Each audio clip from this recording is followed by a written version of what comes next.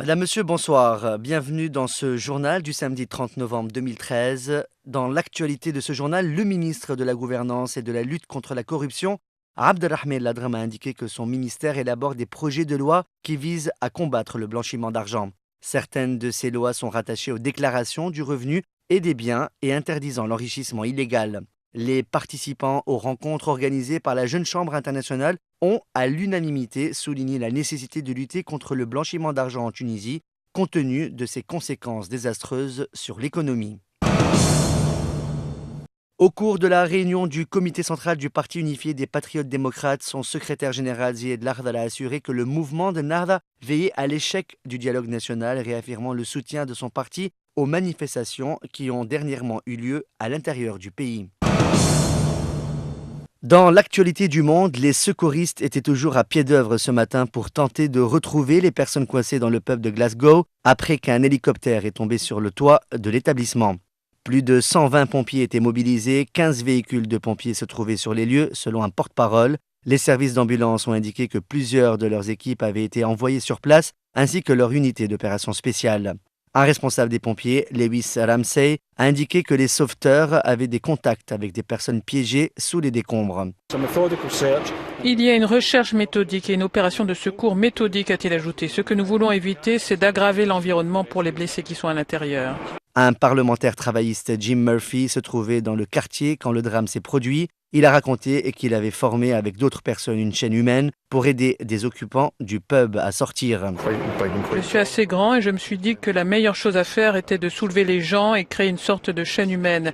Ceux qui étaient plus loin dans le pub que moi essayaient de saisir les gens pour les faire sortir. Un responsable de la police a souligné qu'il était trop tôt pour savoir pourquoi l'hélicoptère avait chuté. Le Premier ministre britannique David Cameron a déclaré que ses pensées allaient à tous ceux qui étaient touchés par cet accident.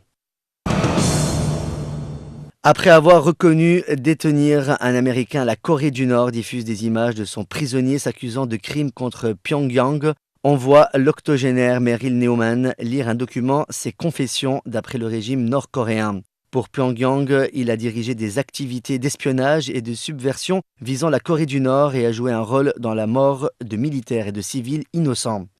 L'Américain originaire de Californie a achevé un voyage dans ce pays lorsqu'il a été arrêté en octobre. Lundi, son épouse avait lancé un appel à sa libération pour la fête de Thanksgiving qui a eu lieu jeudi aux États-Unis. Meryl Neumann est un ancien combattant de la guerre de Corée. Certains médias évoquent une possible erreur d'identité, une confusion avec un autre ancien combattant nommé Neumann qui aurait été décoré de la Silver Star. La semaine dernière, le secrétaire d'État américain John Kerry avait appelé Pyongyang à libérer le prisonnier, affirmant que son incarcération relevait des choix irréfléchis de la Corée du Nord. Au Maroc, Sharon Stone a manifestement déchaîné les passions, un instinct basique, me direz-vous. À 55 ans, l'actrice américaine a reçu un vibrant hommage à l'ouverture du Festival international du film de Marrakech. Présidé par Martin Scorsese, le jury de cette édition est composé notamment de la Française Marion Cotillard et les actrices de l'Hexagone seront à l'honneur puisqu'un hommage sera aussi rendu à Juliette Binoche. 15 films seront récompensés d'ici le 8 décembre, dont La Marche du français Nabil Ben Yeddir, Viva la Libertà de l'italien Roberto Ando ou Hôtel de la suédoise Lisa Langset. Le film scandinave est à l'honneur cette année et on lui souhaite autant de succès qu'à Sharon Stone. Les astronomes la disaient morte, mais la comète Ison aurait survécu à sa rencontre avec le Soleil.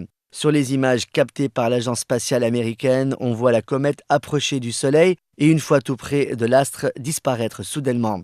Mais ce matin, surprise, une tache brillante a fait son apparition, justement là où la trajectoire de la comète était attendue. Trop tôt pour savoir si la comète composée de glace est intacte ou fragmentée et quelle proportion de sa masse de départ a été conservée. Mais selon certains spécialistes, il reste en tout cas suffisamment de matière pour former un noyau avec une activité visible. Si c'est le cas, cela devrait créer un merveilleux spectacle de lumière dans 7 jours. Les grosses productions du jeu vidéo se bousculent en Europe à l'approche de Noël, mais à Cuba, c'est un jeu entièrement fait maison qui fait parler. Acte Final est un jeu révolutionnaire au sens littéral. Les joueurs rejouent en effet la révolution cubaine de 1959 qui a mis fin à la dictature de Batista. Les jeux vidéo tiennent une place importante dans la vie des jeunes d'aujourd'hui et on peut en tirer parti pour qu'ils apprennent en s'amusant. Sorti il y a quelques mois, le jeu a beaucoup de succès auprès des jeunes du club d'informatique jeunesse financé par l'État, l'un des rares lieux équipés pour jouer. Je trouve que ça donne une bonne image de cette guerre, de ce qui s'est passé ici à Cuba. J'ai appris que les Cubains sont toujours, comment dit-on, toujours solidaires.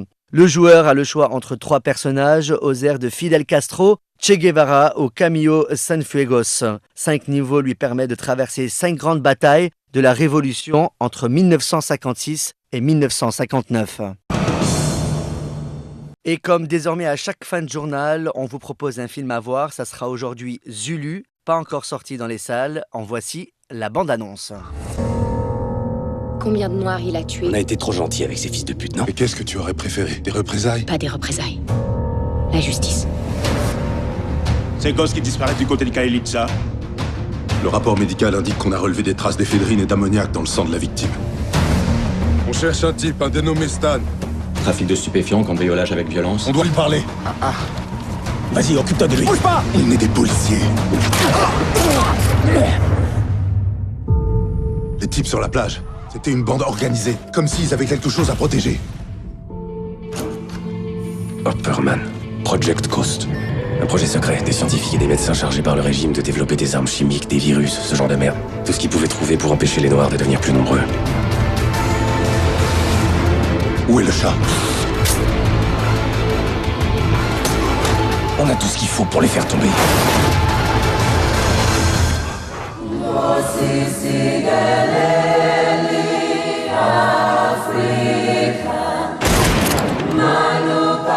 Si tu veux faire la paix avec ton ennemi, travaille avec ton ennemi. Et il devient ton partenaire. On a décidé qu'on... La sortie internationale de ce film est prévue pour le 4 décembre prochain. Zulu, un film français réalisé par Jérôme Salle. C'est la fin de ce journal, merci de votre fidélité. On se retrouve lundi pour une nouvelle édition. Passez un très bon week-end sur notre chaîne, à lundi soir.